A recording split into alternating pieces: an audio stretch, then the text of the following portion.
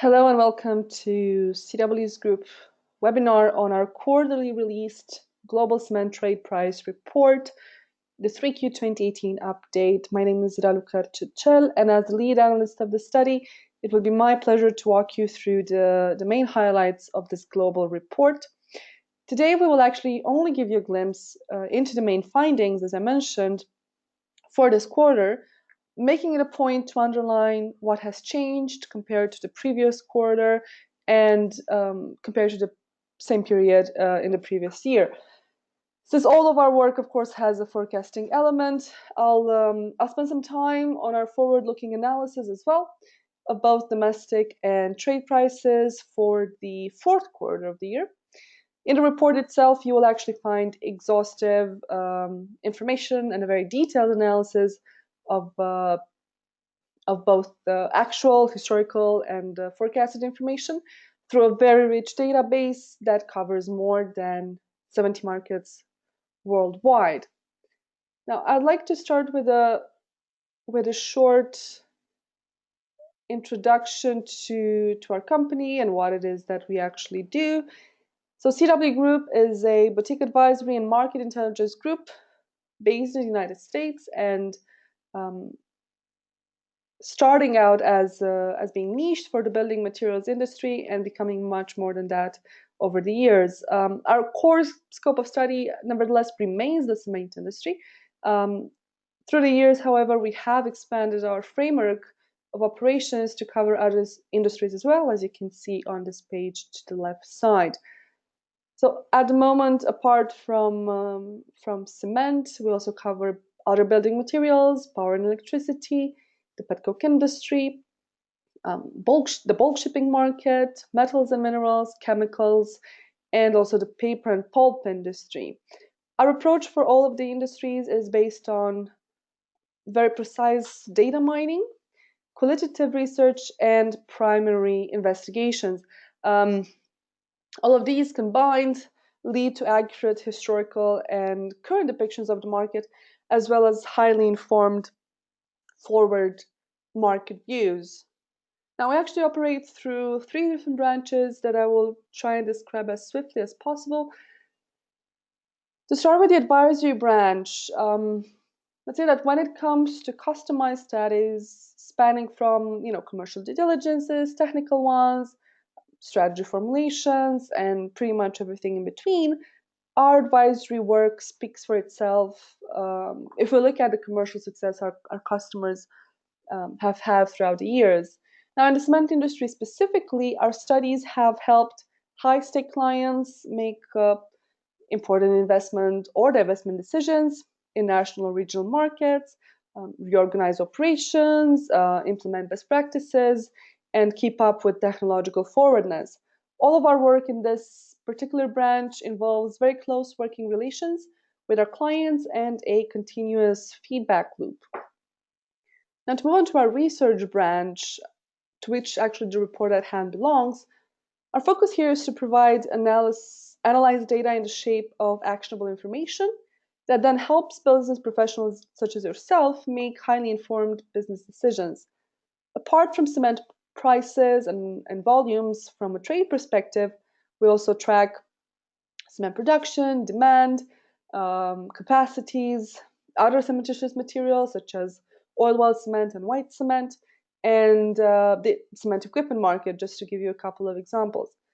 We also cover a great variety of other markets apart from cement, the petcoke one, dry mixes, lime, graphite, refractories, and these are really just a few of the full span of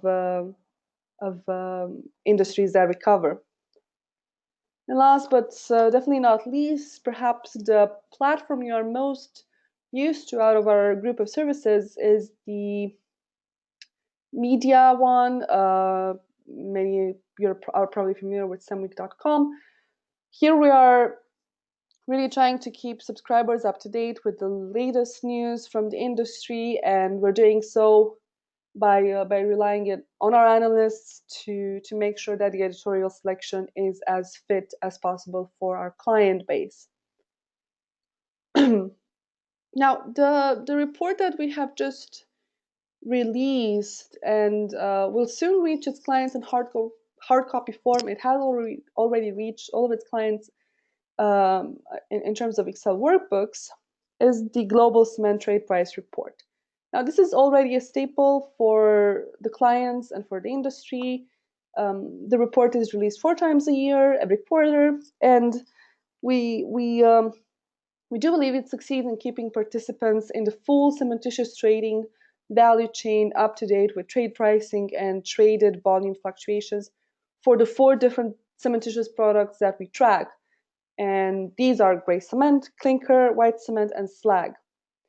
As I said, we cover more than 70 markets, as well as you will see in the coming slides, the actual, let's say, mapping of our coverage.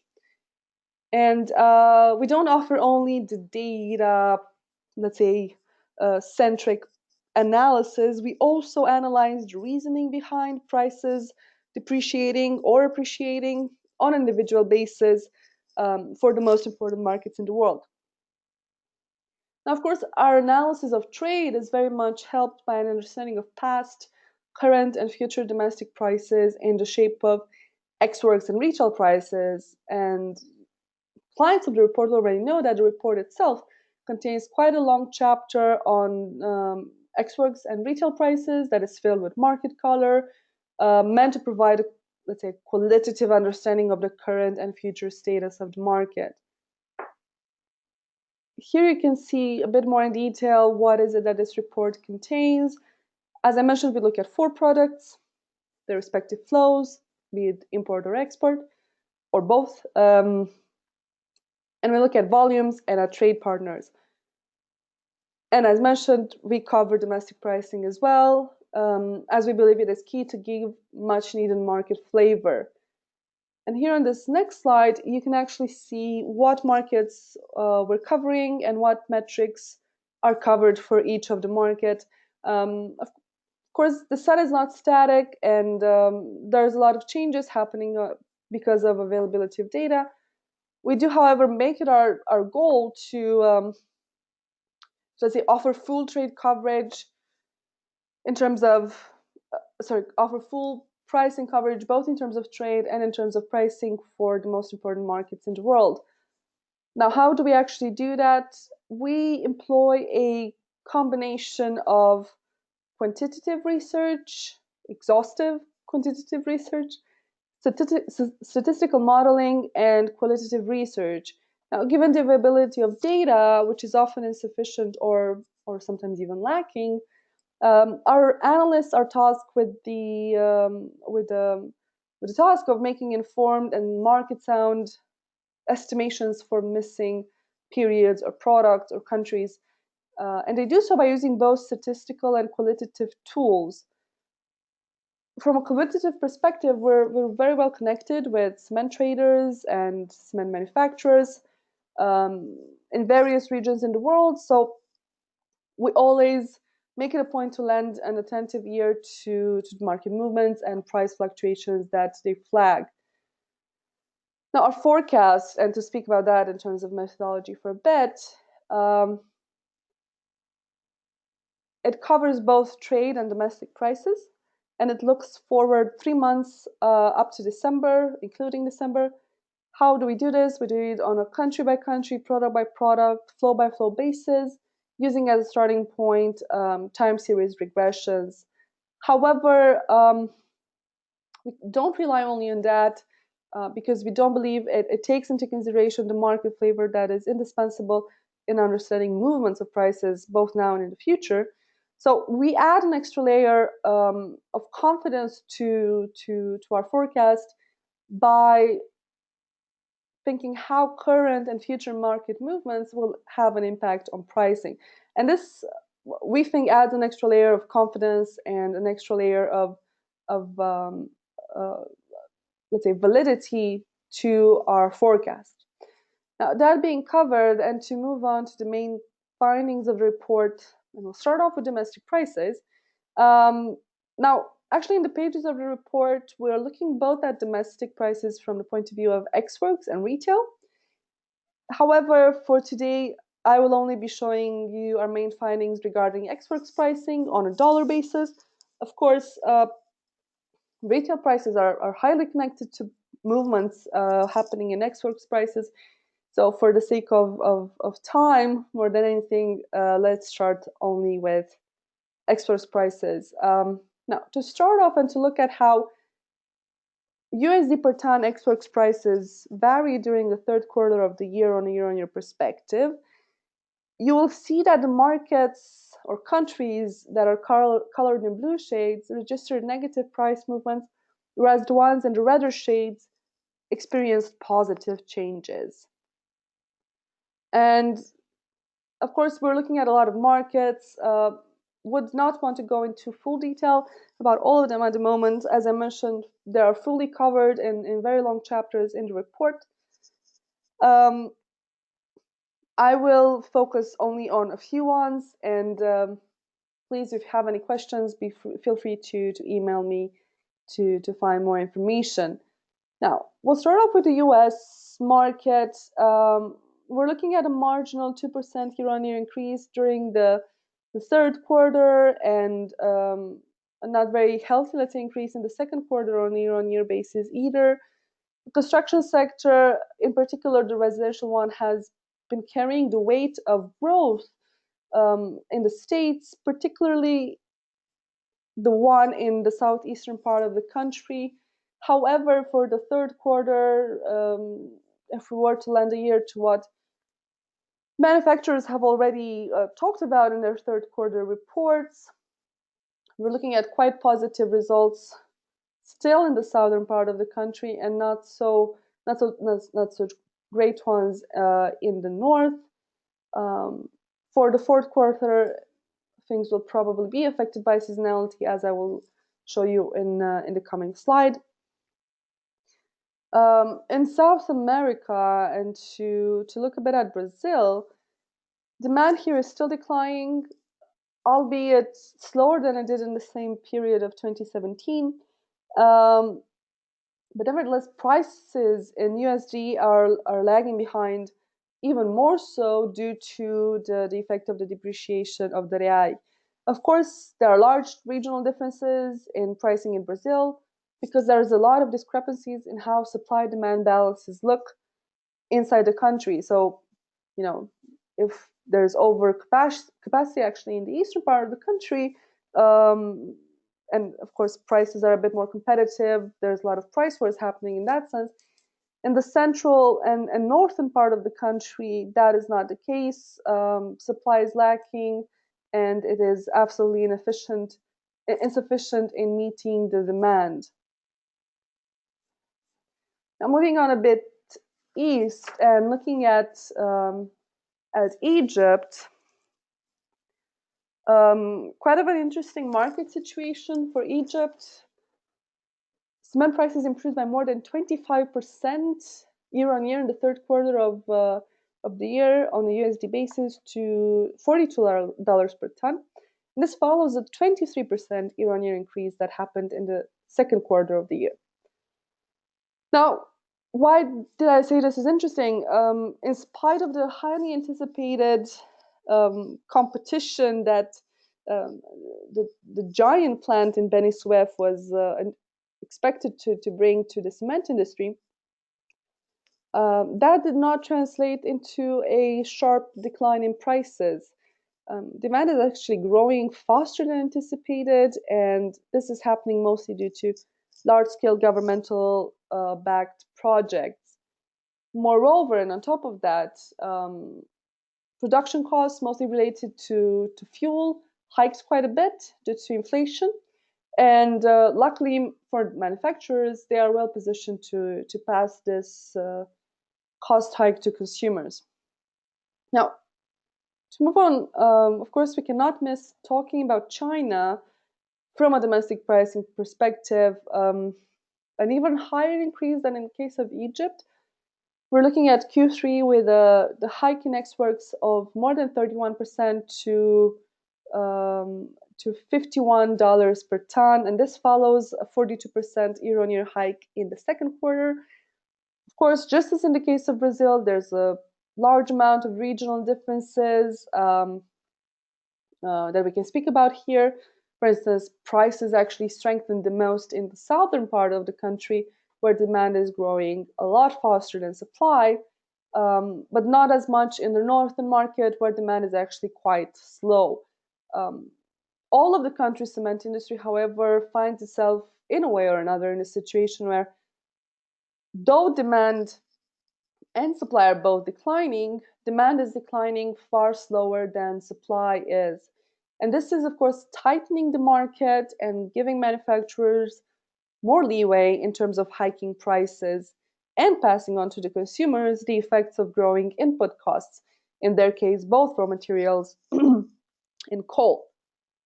And last but not least, to look and to move on to Russia, we're looking at an almost 2% decline for this market on a year-on-year basis for the third quarter. This is also a market that is having to shoulder the impact of growing input costs, both fuel and electricity. Lots of plants in Russia actually have their own generators that run on diesel. But the weakening of the ruble in the case of Russian manufacturers actually translated into a depreciated pricing trend in USD terms. Now, what is it that the cement industry has in store on us for the next quarter? Now, on a USD basis, still, but this time on a quarter-on-quarter comparison, we're looking at across-the-board stagnation, slow growth or deterioration across the market, with the sole exception of Asia Pacific. In Asia Pacific, Chinese cement prices will, of course, continue to increase, albeit slower, as demand typically softens during the colder months of the year. However, Indonesia will likely see a recovery after a quarter troubled by trucking bans and reduced number of days. If we look at South America, we of course have to think of the oversized effect of Brazil's current political key point in history. A victory from the right-leaning Bolsonaro, which is expected given that he is the favorite in this final race, will likely translate into a recovered investor confidence, especially in the industrial area, and possibly to an unlocking on public funds. Nevertheless, such effects will only be seen maybe mid to end of next year, and that will most likely translate into growing demand for cement and consequently growing prices. In the US, we're not, let's say, confident in a quarter-on-quarter increase in cement prices for two large reasons. One, seasonality of cement demand, particularly in the northern part of the country. As the colder months roll in, demand softens, and so do prices, typically in the States. And the second reason has to do with the upcoming midterm elections, which, let's say, could have an impact on both supply and demand on cement on the short term, regardless of how things actually play out. Last but not least, on this topic of domestic prices, just want to look a bit at sub-Saharan Africa, a market where prices have been, let's say, growing quite stably over the years. We're looking at a period where manufacturers, be them existing or new ones, are making, let's say, more leeway into the market, and they're opening new capacity, and this is happening particularly in Central and Eastern Africa. Markets that are, of course, very sensitive to pricing, and the more capacity comes online, the more pricing will decline. This is happening already in Eastern Africa, and in, like I mentioned, in Central Africa as well. Similar situations will likely unravel in South Asia and in the Northern African market to some extent. Okay, now that we've wrapped this domestic price discussions, let's move on to trade pricing. Like I said, Lots more details, both on this chapter and the one that I previously spoke about, are to be found in the pages of the report. So let's start and look at the current situation of the market from a volume and pricing perspective. And we'll start off with gray cement. And we're looking at the global median price of gray cement, which is the line in the middle. Let's put it like that. And we're looking at the traded volume during the respective months, and soon after at the same situation for clinker. Now, in the case of cement, we are clearly seeing that the median price has been trading quite stably over the past year. On a weighted average basis, 3Q's global cement price was around $63 per ton, which is 9% up year on year.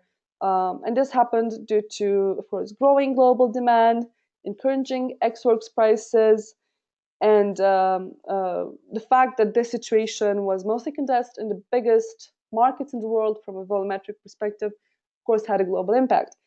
Regionally, we're looking at healthy gains for FOB gray traded from Western Europe and Africa, but depressed prices still for Middle Eastern markets due to overcapacity in Saudi Arabia and Iran. On the clinker market, we're looking at an FOB of about $36 per ton as per September. As per the third quarter of the year. And this is up 2.5% on a year-on-year basis, whereas the volume appreciated by 2.3% during the third quarter of a year, also on a year-on-year basis. And this, of course, reflects an improving demand for clinker and growing grinding capacity. Demand for clinker actually improved significantly due to shipments coming from Asia Pacific, which reach both the region internally and South America and East Africa to the largest extent.